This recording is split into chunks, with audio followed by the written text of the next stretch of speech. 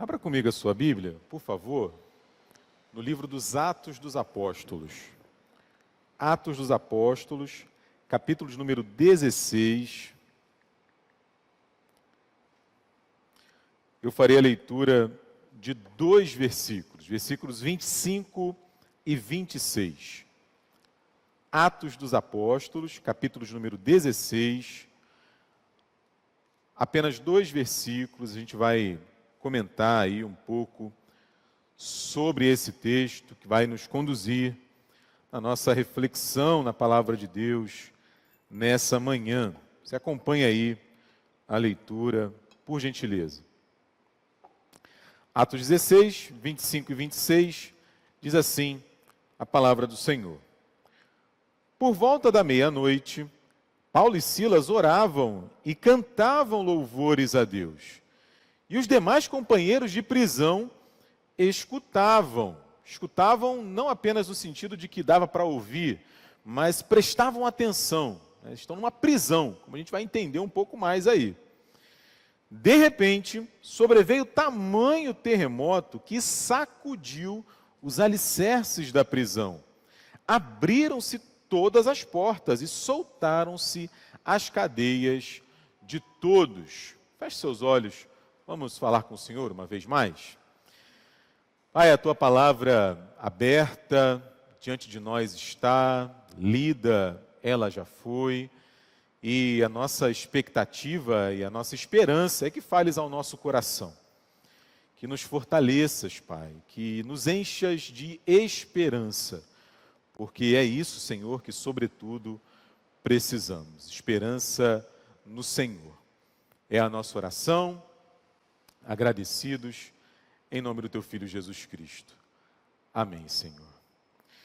Quero começar aqui a nossa reflexão fazendo uma pergunta muito simples, não é? Como cantar, como orar, como bem dizer a Deus quando as coisas não estão bem? Como fazer isso? Como continuar a confiar em Deus quando os nossos planos não estão saindo muito bem como a gente imaginava, como a gente desejava? Não é? Porque essa é uma pergunta que precisa de resposta.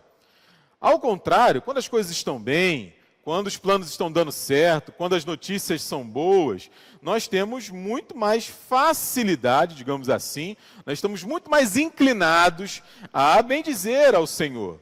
Mas quando a gente está sendo perseguido pela maior instituição existente no mundo de então, não é? Cantar Castelo Forte é o nosso Deus, eu imagino que seja difícil.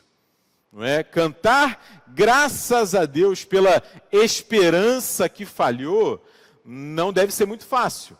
Não é? Esse tipo de pergunta me chega o tempo todo no gabinete pastoral. O tempo todo.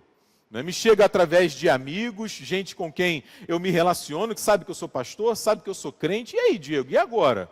Como é que faz para manter a esperança? Para continuar confiando, para ter alegria? Não é? E não apenas eu recebo essas perguntas, mas, na verdade, muitas vezes eu me faço essas perguntas quando eu olho para as circunstâncias da minha própria vida. Porque Deus é bom, não é verdade? Deus não é bom, gente? A vontade de Deus não é boa, perfeita e agradável? Sim ou não? Sim, a palavra de Deus fala isso. Agora a gente sofre, não é verdade? Imagina se nós abríssemos aqui para cada um de nós falar do seu próprio sofrimento, talvez neste momento. A gente não sairia daqui hoje. Então, como conciliar essas duas verdades? Esse é um dos problemas mais antigos, digamos assim, que a teologia precisa lidar. Então, assim, longe de oferecer uma resposta definitiva, o que eu quero é refletir um pouco com vocês. A partir desse texto, a partir dessa história envolvendo aqui o Paulo e o Silas, e oferecer a partir da palavra de Deus um caminho para mim e para você. Porque Paulo e Silas, eles desfrutam aqui, meus irmãos, de um milagre extraordinário, de um milagre sensacional. Né? E antes que alguém se confunda, eu não me refiro ao milagre do prédio que desaba. Porque vamos combinar que esse é um milagre sensacional, que a gente leu aqui. A gente vai lembrar um pouco da história, mas para já adiantar, Paulo e Silas estavam presos. A gente viu aqui, eles estavam cantando, né, louvores a Deus na prisão. E de repente, a prisão toda desaba. As celas se abrem. E Paulo e Silas são soltos. Esse é um milagre fenomenal. Mas não é o maior milagre do texto. O maior milagre do texto, me arrisco a dizer aqui, é exatamente Paulo e Silas orarem e cantarem louvores na situação em que eles estavam.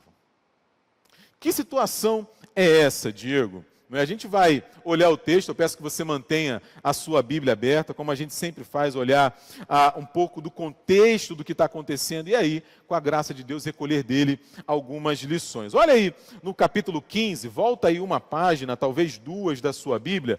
No capítulo 15, no versículo 36, a gente vai ver o que está acontecendo. Qual é o contexto aí do Paulo e do grupo dele? A partir do versículo 36, a gente vê que o Paulo está saindo na sua segunda viagem missionária.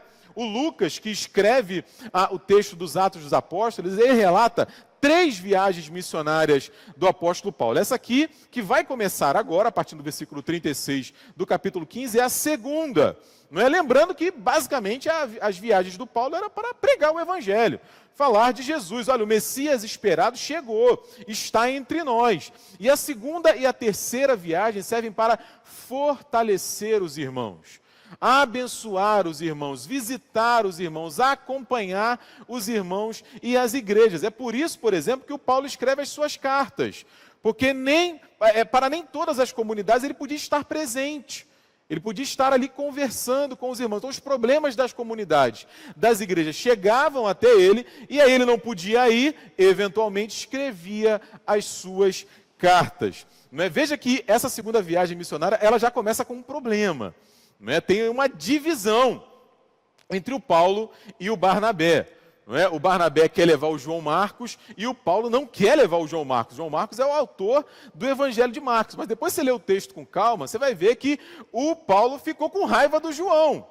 E falou, comigo ele não vai.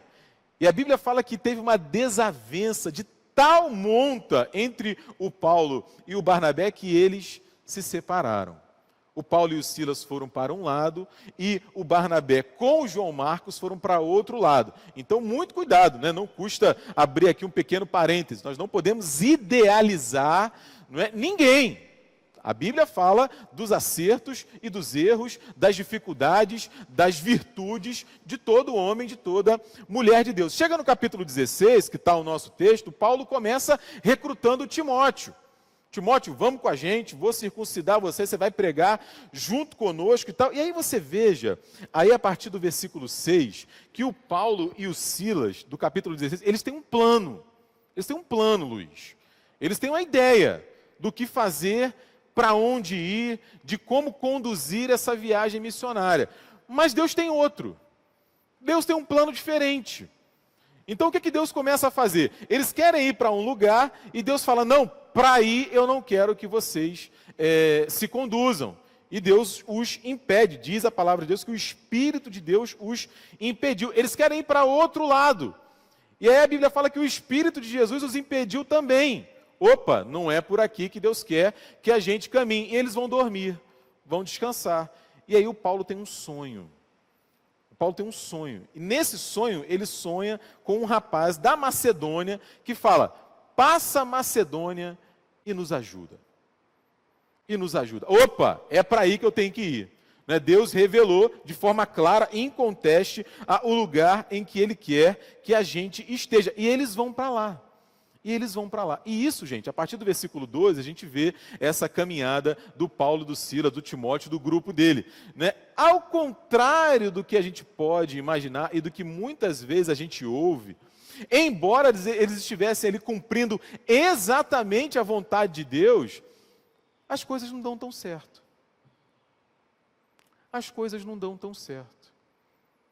Porque a gente não costuma ouvir isso, ainda hoje. Não, Letícia, é o seguinte, se você estiver fazendo a vontade de Deus, não se preocupe. Tudo vai dar certo. Vai ficar tudo bem. E eu lembrava aqui, o pessoal, pela manhã, que ainda tem aquela coisa do centro da vontade de Deus, Giovana, que às vezes vira uma crise para a gente. Porque que negócio é esse de centro da vontade de Deus? Onde é que é isso? Que lugar é esse? Não é? Que zona é essa? Que esfera é essa? Que espaço é esse que é o centro da vontade? As coisas não dão certo para eles. E aí o caldo entorna de vez, digamos assim, quando o Paulo, ele liberta uma menina que estava duplamente escravizada. Ela era escrava de homens que, a partir do demônio ali, do espírito maligno que se apossava dela, adivinhava e gerava lucro para os seus donos. O Paulo vê aquilo e liberta aquela menina. Expulsa o espírito mal daquela menina. O que acontece? Não é? Todo mundo fica feliz? A menina foi liberta, todo mundo celebra, bate palma e dá glória a Deus? Não, a Lígia já respondeu. Paulo e Silas são acusados injustamente pelos donos daquela menina, são levados até praça pública e ali a multidão já o julga de saída. Não querem saber o que é verdade, o que aconteceu, o que não aconteceu, já dá a sentença deles ali. E o que mais impressiona é que os juízes também, os pretores também não conduzem corretamente o rito ali do julgamento, já mandam que Paulo e Silas sejam açoitados e presos. Veja os versículos 23 e 24, do capítulo 16, imediatamente antes do nosso texto. Depois de lhes darem muitos açoites, os lançaram no cárcere, ordenando ao carcereiro que os guardasse com toda a segurança. Este, recebendo tal ordem, levou-os para o cárcere interior e lhes prendeu os pés no tronco. Essa é a situação que nós estamos. E agora, é um pouco mais claro o texto diante de nós, eu me pergunto novamente, como faz para orar, para cantar louvores, quando eu estou numa situação como essa? Quando os meus planos dão errado, porque eu insisto, gente, o grande milagre, o milagre extraordinário desse texto, não foi o terremoto, não foi a prisão se abrir, não foi eles ficarem libertos. O grande milagre aqui é o que Deus estava fazendo já muito antes dessa situação acontecer no coração do Paulo e do Silas. No coração do Paulo e do Silas. Então, o que a gente vê no texto aqui? Eu separei algumas lições que podem nos conceder essa resposta. A primeira é a seguinte, gente. Eles podiam cantar e orar, mesmo naquela situação, porque eles tinham convicção que estavam exatamente aonde Deus os queria. Eles tinham convicção que estavam exatamente onde Deus queria que eles estivessem, embora a situação não fosse a mais tranquila, embora as circunstâncias não fossem as melhores, porque, voltando aí ao versículo 6, eles estão em trânsito, eles estão agindo, eles têm um plano, eles têm uma ideia. Mas Deus não quer essa ou aquela ideia. Eles não desistem, eles não param, eles continuam. Até que Deus revela claramente aonde eles deveriam ir. E eles vão. E eles vão, eles acolhem a palavra de Deus, acolhem a vontade de Deus e vão. E aí, conscientes disso, que eles estavam aonde Deus os queria, eles conseguem, meu irmão, a continuar a confiar em Deus. Continuar a confiar que Deus sabe o que está fazendo, que Deus os está conduzindo. Eles conseguem permanecer confiantes em Deus. E o que eu penso aqui para a minha vida e para a sua também? Em primeiro lugar, a gente precisa realmente concordar. Nem sempre, a vontade de Deus, ela é tão clara assim, para mim e para você, como foi para o Paulo e para o Silas. Nem sempre. Não sei se você, de repente, trabalha hoje naquilo que Deus revelou para você em um sonho, por exemplo.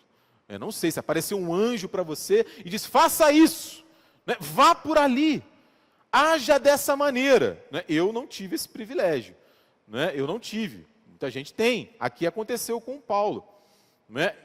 Mas, gente, olha o seguinte, antes mesmo disso acontecer, antes mesmo dessa revelação extraordinária, dessa visão no sonho, o Paulo está agindo, não está? Ele tem um plano, não tem? E ele está seguindo esse plano, não está? Ele colocou diante de Deus, Senhor, eu vou por aqui. Se não for da tua vontade que eu vá por aqui, me mostre. E foi o que Deus fez. Por alguma razão que a gente não sabe, os 2 lugares anteriores que o Paulo e o Silas e o seu grupo tentaram ir, simplesmente não conseguiram, porque não era da vontade de Deus que eles fossem para lá. E Deus fechou aquela porta. E às vezes a gente fica contendendo com Deus, brigando com Deus, esquecendo de fazer aquilo que o Tiago fala para a gente fazer. Olha, vocês dizem, vão para aquela cidade, e naquela cidade vão negociar, vão fazer, vão acontecer, sem saber se é a vontade de Deus fazer aquilo. E veja, gente, não a gente precisa pensar sobre isso na nossa vida, não apenas nas grandes coisas, mas nas pequenas coisas também. E talvez principalmente nas pequenas coisas. Porque, por exemplo, quando eu penso sobre a vontade de Deus na minha vida, eu penso, por exemplo, qual é o plano que Deus tem para mim? Aonde Deus me quer? O que Deus me quer fazendo? Daqui a pouco eu vou falar um pouco mais sobre isso. Eu penso, por exemplo, eu coloco diante de Deus os elementos mais básicos da minha caminhada. Por exemplo, o meu trabalho, ele glorifica a Deus. Eu chego no final do dia, no final do meu plantão, e eu sou capaz de agradecer a Deus pelo meu trabalho, por aquilo que eu fiz, por aquilo que eu desenvolvi. Eu sou, por exemplo, testemunha de Cristo na minha própria casa. Será que eu tenho buscado intencionalmente manter, aprofundar a minha vida e o meu conhecimento de Deus? Quando eu penso, por exemplo, no meu dinheiro, como é que eu gasto o meu dinheiro? Porque Deus tem feito chegar até a mim bens. Ele tem me dotado de dons, de talentos. Eu sou mordomo, a palavra de Deus fala isso. Como que eu tenho gasto, usado o meu dinheiro? Porque veja, gente, eu repito, a gente pode estar muito preocupado com as grandes coisas. Isso é muito comum. Ah, Diego, eu não sei se eu faço arquitetura ou se eu moro na Alemanha. E aí nas pequenas coisas, que Deus já falou, que Deus já mostrou, que Deus já disse, que Deus já revelou, a gente ignora. O Paulo e o Silas estavam exatamente no lugar que Deus gostaria que eles estivessem. A pergunta que fica para nós é, e a gente? Aonde nós estamos? Aonde nós estamos? Porque isso vai nos ajudar, sobretudo, é claro, no momento da dificuldade, no momento da dor, no momento em que as circunstâncias não forem as melhores. Mas não apenas isso, não apenas isso. Continue aí olhando o texto, né? O Paulo e o Silas cantavam e oravam, porque eles sabiam, gente, isso aqui é muito importante, né? Mais uma vez básico, elementar e muito importante. Eles sabiam em quem confiar. Eles sabiam onde estava a esperança deles. A esperança e a confiança do Paulo e do Silas não estava, por exemplo, na denúncia mentirosa dos donos daquela escrava. Eles não esperavam que a qualquer momento aquele homem, ele caísse em si e falasse a verdade. Eles não esperavam isso. Embora fosse espetacular, não é? Mas eles não esperavam isso. Eles não esperavam que a multidão ensandecida, não é, caísse em si, caísse na real. Fala, gente, espera aí, não é bem assim. Vamos entender o que aconteceu. A multidão não faz isso, gente. Já ouviu falar do efeito de manada? A multidão não faz isso. Eles não esperavam, por exemplo, que os pretores, que os juízes cumprissem o seu papel. Eles falharam aqui. Não, como eu disse, não fizeram o rito correto, não investigaram, não viram as provas, simplesmente viram a acusação, atenderam a multidão, açoitaram e prenderam Paulo e Silas. E aí agora, eu quero aqui falar uma coisa aqui só entre a gente. Né, gente? Vamos combinar. O Paulo e o Silas tinham motivo para estarem com raiva, não tinham? Sim ou não? Tinham ou não? Porque, pensa comigo, né? Eu estou saindo numa viagem missionária. Né? Eu estou saindo para pregar o Evangelho, para fazer a vontade de Deus. Eu quero ir para cá, Deus fala que não. Eu quero ir para lá, Deus diz que não também. Aí Deus me revela para onde Ele quer que eu vá. E aí eu vou e estou pregando o Evangelho.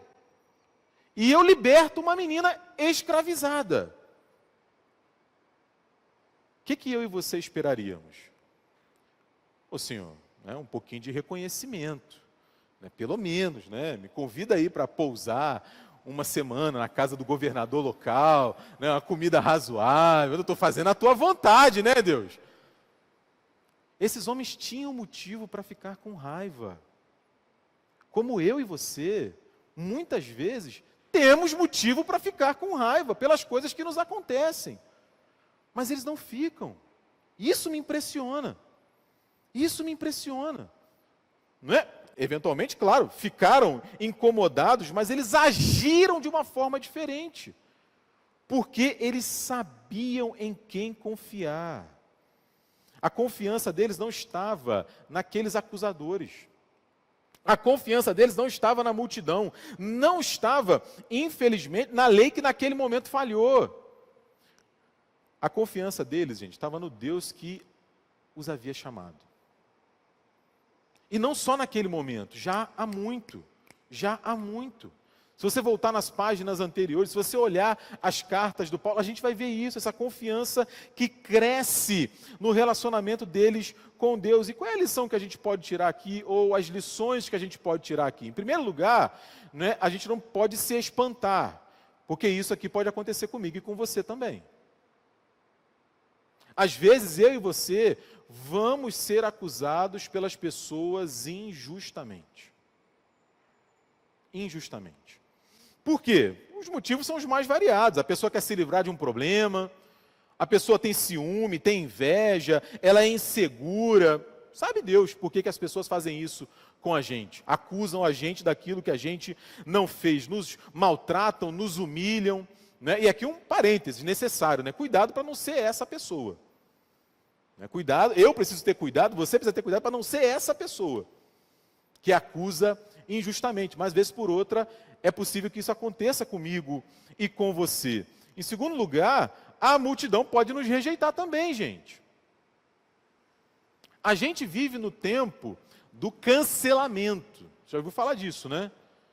Se você falar isso, se você tem essa opinião, se você pensa dessa maneira, né, os grandes temas estão aí e a gente tem dificuldade de conversar, de dialogar. A gente tem dificuldade de entender o que o outro está falando, porque a gente nem escuta, na verdade. Enquanto o outro está falando, a gente já está pensando no argumento que a gente tem para refutá-lo. E aí, nesse contexto, eu recomendo muito para você o Não Olhe para Cima, do Netflix, que saiu agora, né? Além de um elenco assim estelar, muito legal, né? A história é uma sátira do nosso tempo, do tempo estranho que a gente está vivendo. Não vou dar um spoiler para você, não se preocupe, né? Mas o moto do filme é o seguinte: está vindo um meteoro para a Terra, vai cair um terremoto, abre o olho. E aí tem gente, por exemplo, Clara, que fala o seguinte: está vindo um meteoro, mas não é tanta coisa assim. Não é um meteoro e tal. Está vindo, mas não é tanta coisa assim.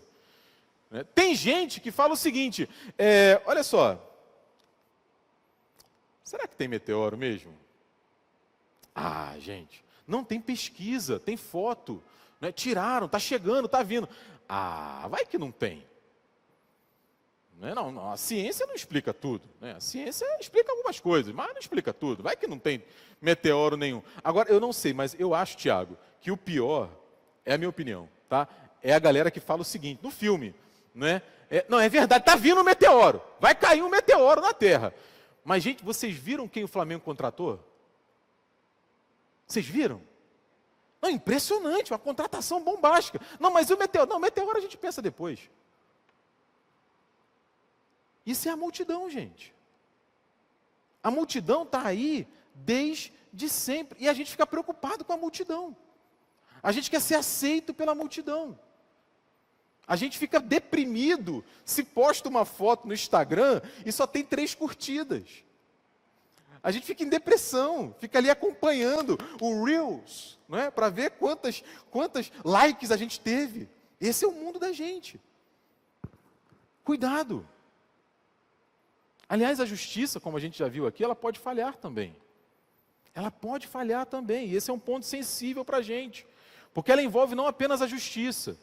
A gente fez um acordo social, como sociedade, como cultura, a gente fez um acordo social. A gente delegou, a gente entregou para outros homens e para outras mulheres, por exemplo, o poder para criar as leis.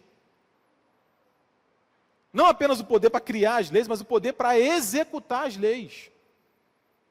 O poder, por exemplo, para administrar a nossa vida. E nem sempre esses homens, essas mulheres que receberam esse poder, eles conseguem fazer isso da melhor maneira possível. É por isso, por exemplo, que a gente tem eleição de 4 em 4 anos. Esse ano tem de novo. Eu olhei para o meu candidato, não gostei, eu voto em outro. Não, eu não gostei, eu quero outro, eu quero trocar. É por isso, por exemplo, que no direito, né, tem a revisão da sentença, não é isso, doutora Lígia? Tem o recurso, tem ali os graus de jurisdição que você pode recorrer. Discordei do juiz, não aceitei a sentença. Pode até ter acontecido um erro no processo. É por isso que a gente cria leis novas, emendas constitucionais, um código novo, civil, trabalhista, porque nem sempre isso vai dar certo. Por isso, meu irmão, minha irmã, eu preciso confiar em alguém que está acima de tudo isso. E quem está acima de tudo isso? Senão o Deus Todo-Poderoso que controla a realidade, maior do que pessoas que podem me ferir, maior que a multidão, maior que a justiça humana que infelizmente às vezes falha. Esse homem que está aqui na prisão cantando, não é, orando, foi o mesmo homem que disse o seguinte, num texto famoso que a gente conhece, não é? Eu aprendi a viver contente. Quando? Não é? Só quando está tudo bem? Só quando está tudo bem? O que ele diz? Eu aprendi a viver contente em toda e qualquer situação. Eu sei estar humilhado como ser honrado. De tudo, em todas as circunstâncias, eu tenho experiência, tanto de fartura como de fome, assim de abundância como de escassez. Eu posso todas as coisas naquele que me fortalece. Inclusive lidar com gente falsa, mentirosa, que me acusa injustamente, porque a minha confiança não está nelas. A minha confiança está em Deus. E aí eu preciso me perguntar, em quem nós temos confiado? Em quem nós temos depositado a nossa esperança? Diego, você está dizendo então que eu tenho que abandonar os meus relacionamentos, que todo mundo... Não, não é isso que eu estou falando, é claro que não. Eu estou dizendo que eventualmente as pessoas vão falhar conosco. Nós vamos falhar com as pessoas. Para que a gente não se desespere, a gente precisa estar sempre consciente do lugar da nossa confiança. Ou melhor dizendo, da pessoa que é a fonte da nossa confiança. E finalmente, caminhando para o final, né, o Paulo e o Silas, eles oravam e cantavam louvores a despeito das circunstâncias ruins, porque eles tinham consciência da missão deles, gente. Não apenas do lugar histórico momentâneo, mas eles sabiam qual era a missão. Veja, a partir do versículo 27, se a sua Bíblia está aberta, não é? Eles pregam para o carcereiro. Eles pregam para a família do carcereiro. Não é? Eles acabaram de ser soltos milagrosamente. O que eles poderiam fazer? Dar linha na pipa, Tiago. Meter o pé. Gente, vamos embora, vamos aproveitar. Mas eles não fazem isso. Eles poderiam, por exemplo, se vingar. Eles nos prenderam injustamente, agora Deus milagrosamente nos soltou. Senhor, mata eles agora. Poderiam fazer isso. Como a gente, tantas vezes, quando sofre, deseja se vingar. Só que a missão deles não era essa. Eles pregam para o carcereiro, eles batizam o carcereiro e a sua família. Eles vão para a casa do carcereiro e recebem cuidados dos seus ferimentos, dos açoites que eles levaram na casa do carcereiro. Veja o versículo 34. Eles se assentam à mesa com aquela família para comer. A família do homem que tinha acabado de prender eles. Não apenas prender, mas colocar no cárcere interior. Algemá-los a um tronco. Agora eles estão sentados à mesa, comendo juntos. Meu irmão, isso é um milagre. Porque a missão deles era pregar o Evangelho. Anunciar o Evangelho. E a lição aqui para mim, para você, não poderia ser outra, porque é isso que eu e você precisamos fazer também.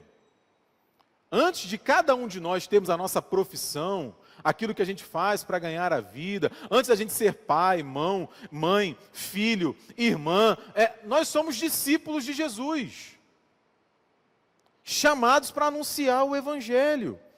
Deus usa a mim e usa você para fazer isso.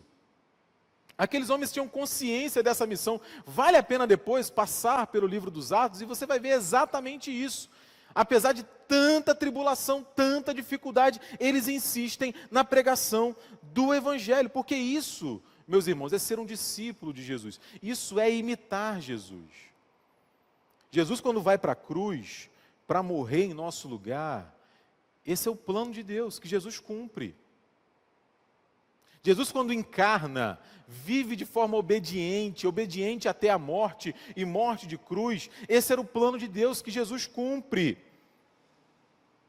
Jesus suporta vergonha, humilhação, mentira, como uma ovelha muda, é o que diz o profeta Isaías lá no capítulo 53 do seu livro, porque esse era o plano de Deus que Jesus cumpre. Eu e você, assim como Paulo e Silas, somos chamados para imitar Jesus. Quando a gente imita Jesus, quando a gente ouve as suas orientações para a nossa vida, nós não estamos fazendo nada diferente daquilo que o próprio Cristo fez. Ter essa consciência vai me ajudar e vai ajudar você também a, quando as coisas não estiverem bem, continuar a cantar, continuar a confiar no Senhor. Amém? Amém. Vamos ficar de pé e cantar o hino de número 49, Sempre Vencendo. Cantemos, irmão.